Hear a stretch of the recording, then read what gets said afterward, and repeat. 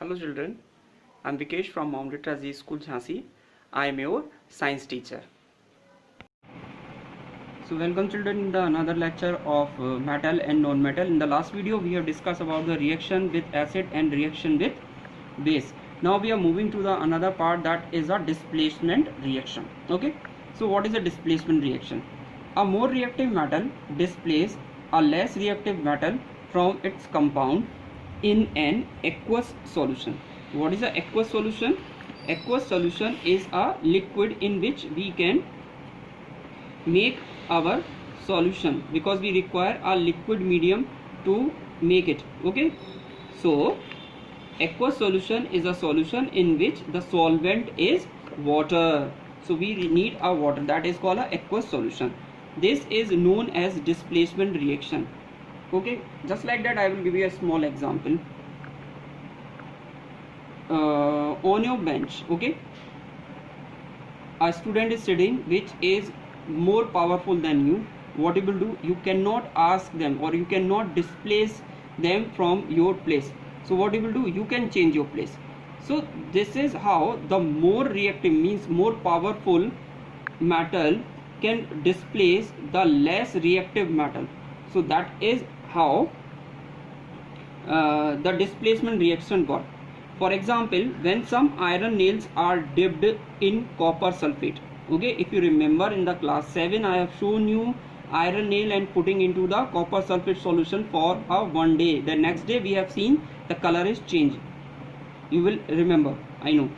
Dipped in copper sulfate solution, the iron being more reactive displace copper from its solution. Okay, the copper sulfate solution is bluish in color. Okay, and when we have put the nail and next day when we have seen, it is brownish in color. That means from the copper sulfate this iron will replace copper. That is means the iron is more reactive than copper. That's why copper is replaced. Copper को उस solution से निकाल दिया गया. Okay, solution of a light green color. Similarly, magnesium and zinc to displace copper from its compound. So how the reaction is that? Iron, that is a Fe, when react with the copper sulfate CuSO4 will form ferrous sulfate and copper will displace because it is less reactive as compared to the iron. Similarly, magnesium react with the copper sulfate, form magnesium sulfate and replace copper. Same, zinc when react with the copper sulfate form zinc sulfate and replace copper. That is how the displacement reaction will work. So here I am showing you some list which is shown you the most reactive or less reactive. If you can see on the top, these all are most reactive substances, just like potassium, sodium, calcium, magnesium, aluminium, zinc, iron. These all are given there. If you go down, you will find out the less reactive metal, and in the bottom you will find out the silver, gold and platinum.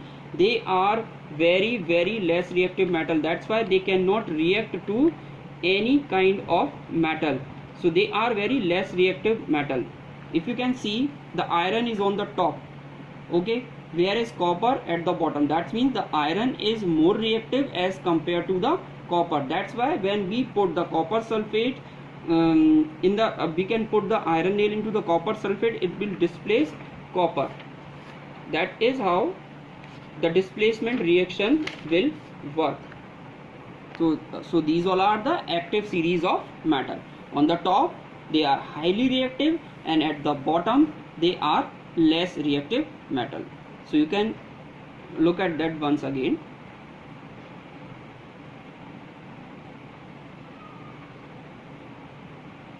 Okay,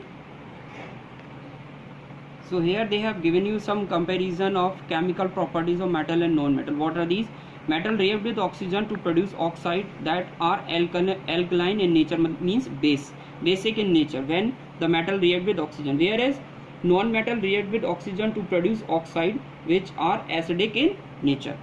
Metal react with water differently to produce oxide and hydroxide, whereas non-metal do not react with water. That's why we are using a plastic bucket in our washroom. metal react with acid to produce hydrogen gas, whereas non-metal most of the time do not react with acid. More reactive metal displace the less reactive metal from their compound in an aqueous solution, and this is called displacement reaction, whereas no metal do not show any such action. So this is how the metal is different from non-metal in the chemical properties. Okay, so they have given you some next heading. This is a use of metal and non-metal. So there is a iron and their uses. The iron can be used for making steel, in the construction of a bridge, house, and making magnets. Copper is used for making water pipes and industries. Boiler means in which they can boil the water. The industrial boiler is used for heating water and utensils. It is also used for making good quality of electric wire. Aluminium, it is used for shipbuilding, in making aeroplanes, automobiles, and utensils due to its high tensile strength. Tensile strength means they can very strong and they cannot be break very easily. Even aluminium cannot react with the water so much. That's why they can also use in the ship. Chromium, it is used for making alloys. It also used in electroplating on iron. Alloy means the mixture of two or more metals.